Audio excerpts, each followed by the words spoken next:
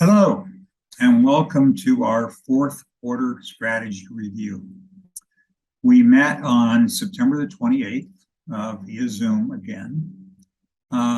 With me was Len Skena, Vice President and CEO of the firm, Bob Toomey, Vice President, Director of Research, and joining us was Andy Luckel, who is an independent investment advisor.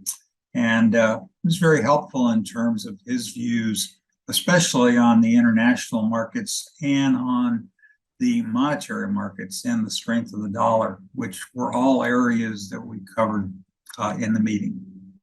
The meeting itself, of course, covered all of our various investments and looked at them with a jaundiced eye, if you will, as to how each one of them was performing in this very volatile environment.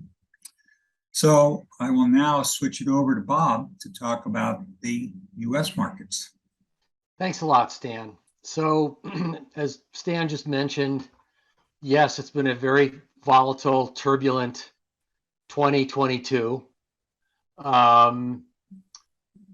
As of today's close, the S&P 500 as a proxy for the stock market is down about 3.8% for the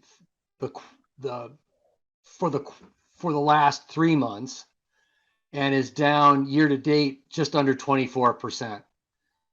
So what is driving the volatility right now are several things. First, it's concerns over inflation, which I'm sure you are all very aware of. Also, a large focus for investors has been the Federal Reserve, and not only its commentary, but also its tightening operations that it has been engaging in now for a number of months.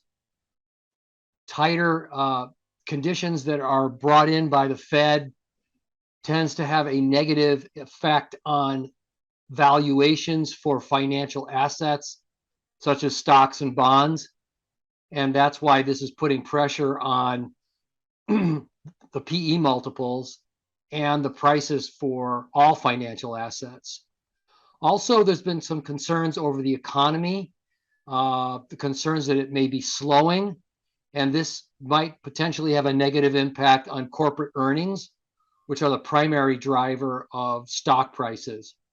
Also, I would also add that there's been quite a bit of geopolitical turmoil, particularly around Ukraine. Recent comments by Putin talking about potentially using nuclear weapons, and also severe economic dislocation in Europe. I think those are some of the big factors that have been affecting the global stock markets from a geopolitical perspective. With respect to the investment outlook, the market, we believe, is now discounting a lot of negativity. Sentiment is horrible. And normally when sentiment is this bad, it can tend to be a contrary indicator that we're near a bottom. So, while we think there could still be, in all honesty, some modest downside, at the meeting we decided now is not the time to sell or make drastic changes in portfolio strategy. As you know, we do not advocate market timing. Looking forward, some of the things that we are looking for will be, we do expect inflation should be peaking over the next few months. We think the Federal Reserve will limit its rate increases to 2 more and then stop for a while. And we think that sets us up for a better equity performance later this year and early 2023. And we think much of the earnings weakness is already priced into the market. So with that, I want to turn it over to Len to talk a little bit about international equities. Thank you, Bob. It's not just U.S. stocks that have been struggling. Stocks in the large developed economies in Europe, Australia, and the Far East have experienced a more negative quarter than the markets here.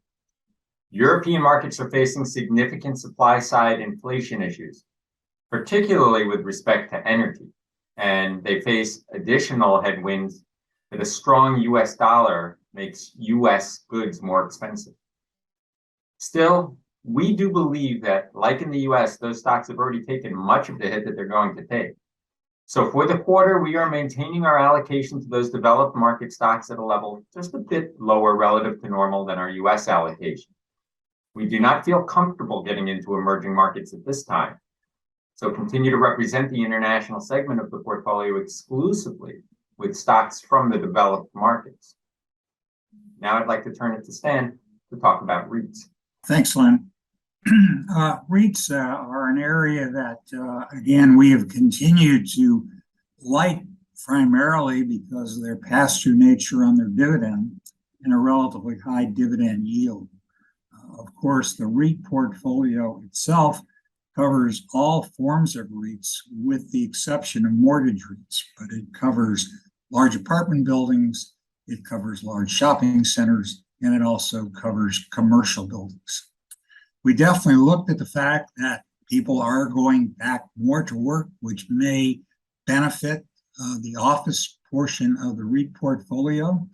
But on the other hand, we had been emphasizing the apartment portion using a portfolio called UDR, which invests primarily in large apartment buildings. Similar, we decided to simplify a bit, and we removed that UDR from our holdings. So we are now totally in REITs. But again, we do like the higher return, and therefore we continue to maintain a fairly comfortable view towards the REITs generally. So with that, I'd like to turn it over to Len again to talk about fixed income. Thank you, Stan. With interest rates higher, we chose to increase duration, adding a bit to the longer-term bond area. The Fed has been on a mission the last several months to reduce inflation by raising interest rates. We believe that the Fed is likely nearing the end of its round of interest rate hikes, but we do believe that there will likely be at least one, maybe two more before the Fed changes course, as the Fed has made it clear they do not want to allow inflation to continue unchecked. The downside to this Fed action is that it increases the likelihood that the US will enter into a recession. We expect the economy to slow and for there to be a mild recession. With a recession likely, we felt that it was a good time to get out of high yield bonds, which are more likely to be impacted by company defaults during difficult economic times. As a result, we replaced our short-term high yield fund with an ETF of utilities, which pay a reliable dividend and which we have used as a substitute for bonds at various times throughout the history of the firm. The performance of our bond allocation has been exceeding the relevant bond benchmarks, and so we didn't see any reason to make any other significant changes at this time. At this point, Bob will talk about further changes in our model. Thank you, Len. So in the large cap, US large cap area, we made a change that we think is going to be beneficial in an environment in which we have slower economic growth and potentially continued volatility. We held a position in the Spider Technology ETF, the XLK is the ticker. That ETF was invested in a lot of the large cap household names in technology that you would recognize, companies like Apple, Microsoft, companies like that. We replaced that with an ETF called COWS. It's the ticker symbol is COWZ.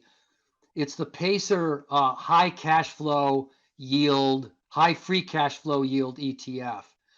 And we did this for a couple of reasons. One, we're concerned that there may be a little bit more downside for valuations for large cap technology stocks.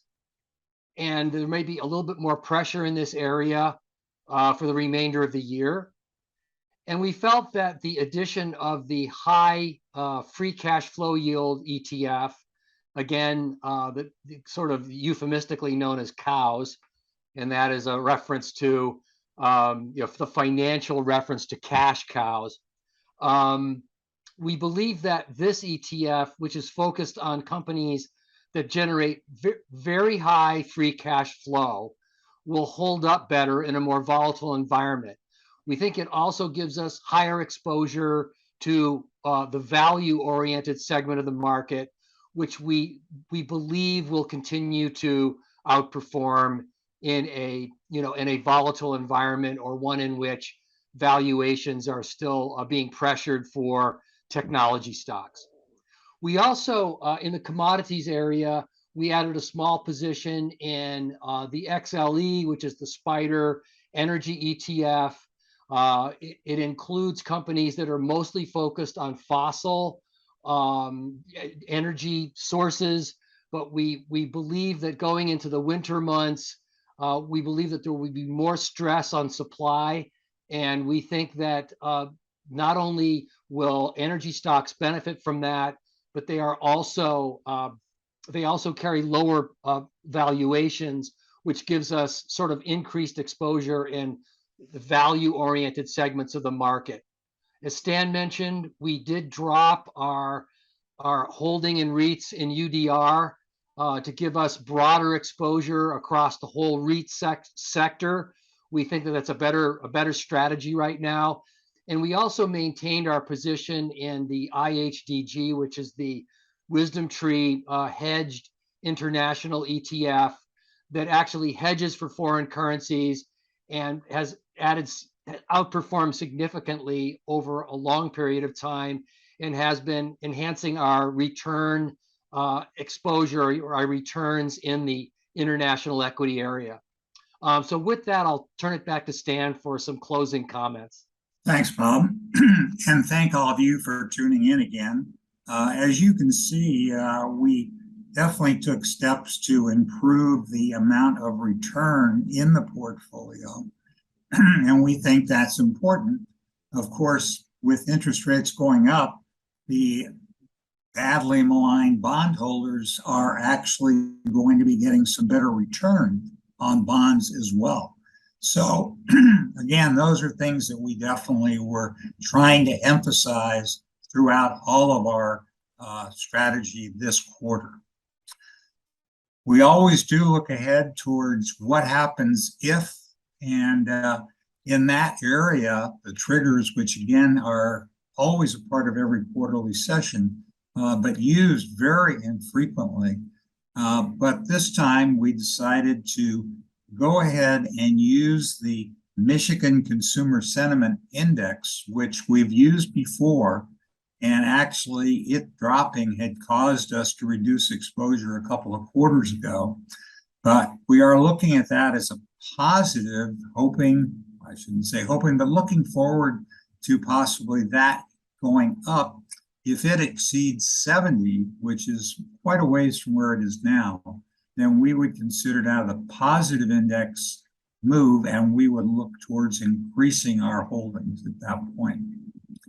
The other trigger is one that we certainly all hope would not occur, and it would certainly be quite a disaster possibly. But if Putin does go ahead and move towards nuclear weapons, even if they're tactical on the battlefield in Ukraine, then we would view that as a very significant negative, and we would take action at that point.